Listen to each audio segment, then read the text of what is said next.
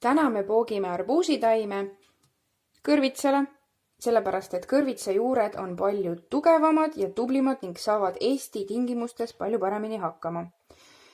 Pookimiseks on meil vaja nuga või žiletti, samuti klambrit, millega taimed omavahel hiljem ühendada. Esmalt teeme viltuse lõike ning eemaldame arbuusilt tipupunga ehk algmeristeemi. Hästi oluline on saada lahti sellest punga algest, selleks võib teha ka mitu lõiget. Järgmine lõige on arbuusi puhul umbes sentimeetri 1,5 taime lõikame samuti viltuselt maha.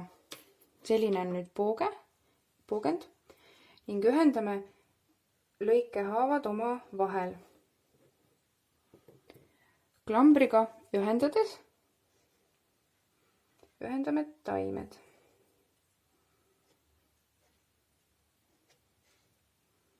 Nii, nad peavad olema hästi tihedalt omavahel koos, siis hakkab haav kinni kasvama.